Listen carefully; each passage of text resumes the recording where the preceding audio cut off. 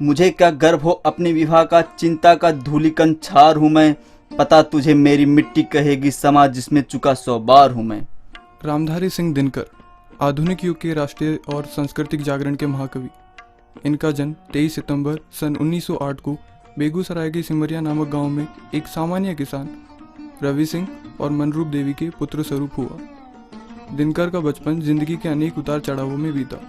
जब वह महज 2 साल के थे तभी उनके सर से पिता का साया उठ गया।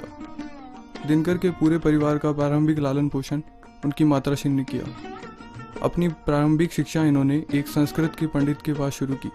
फिर बोरो गांव में अंग्रेजी शिक्षा के विरोध में खोले गए राष्ट्रीय मिडिल स्कूल में दाखिला लिया। इसी विद्यालय में नन्हे दिनकर के मन में राष्ट्रीयता का बीज अंकुरित हुए। गांव में उच्च विद्यालय न होने की वजह से गंगा पार मोकामा घाट हाई स्कूल में मैट्रिक के लिए इन्होंने दाखिला लिया। गरीबी के मारे दिनकर छात्रावास शुल्क वहन नहीं कर सकते थे। फलस्वरूप इन्हें रोज स्टीमर पर सवार हो गंगा पार विद्यालय जाना पड़ता था और मध्यावकाश के बाद ही घर वापस लौटना पड़ता था। 12 वर्ष की आयु में रामधारी को पहली बार गांधी जी के दर्शन हुए। वे क्षण नन्हे दिनकर के लिए आश्चर्य से भरे हुए थे।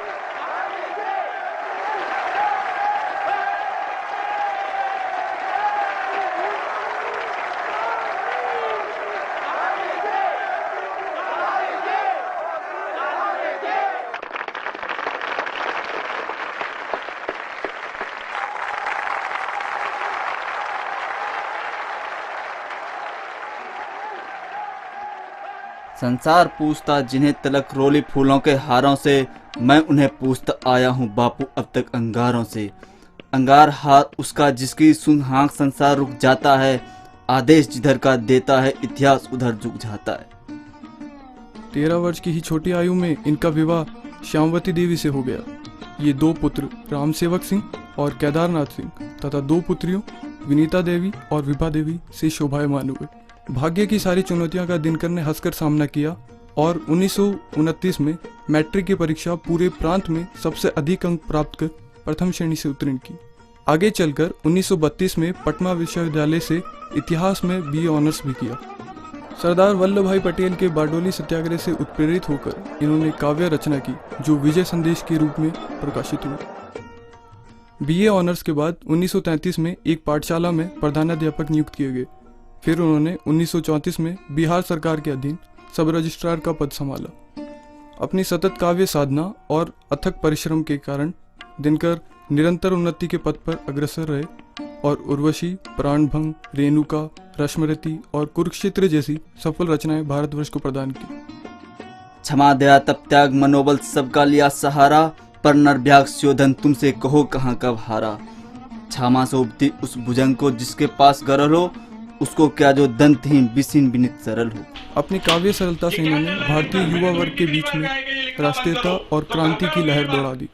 फलस्वरूप इन्हें अपने 9 वर्ष के सब रजिस्ट्रार पद से 22 बार स्थानांतरित होना पड़ा। सरकार के इन्हीं प्रकोपों से बचने के लिए दिनकर ने अमिताभ उपनाम स्वीकार कर अपने काव्यों का प्रकाशन जारी रखा। देश में भाषाई सद्भावना मनाने के लिए भारत सरकार ने दिनकर स्मारक डाक टिकटें जारी की। संस्कृति की 4 अध्याय जैसी सर्वोत्तम रचना के लिए इन्हें साहित्य अकादमी तथा उर्वशी के लिए ज्ञानपीठ पुरस्कार प्रदान किया गया। दिनकर के साहित्य के प्रति समर्पित जीवन के लिए इन्हें पद्म भूषण से भी सम्मानित किया गया। दिनकर ने भारतीय स्वतंत्रता संग्राम के दौरान क्रांतिकारी आंदोलनों का समर्थन किया। हालांकि ये बाद में गांधीवादी हो गए, पर वो खुद को प्राय बुरा गांधीवादी संबोधित किया करते थे, क्योंकि उनकी विचारधारा के अनुसार युद्ध विनाशकारी होते हुए भी स्वतंत्रता के संरक्षण के लिए आवश्यक है। सन 1952 में दिनकर को राज्यसभा सदस्य मनोनीत किया गया। 1960 के दशक में वो भागलपुर विश्वविद्यालय के कुलपति भी रहे। 24 अप्रैल 1974 में अपने नश्वर शरीर को छोड़ परमात्मा से मिलन कर बैठे। ऊंच नीच का भेद न माने वही श्रेष्ठ ज्ञानी है, दया धर्म जिसमें हो वही पूज्य प्राणी है, क्षत्रिय वही जिसमें भरी हो निर्भयता की आग, सबसे श्रेष्ठ वही ब्राह्मण है जिसमें हो तप और त्याग। जिसके पिता सूर्य थे माता कुंती सती कुमारी, उसका पालन हुआ धार पर बहती हुई पिटारी।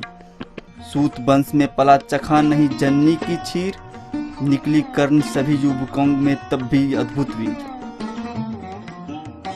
कहा है दे सरकार हमें भी कुछ आटा घी खाने को और एक मौका अपना सब कुछ जौहर दिखाने को।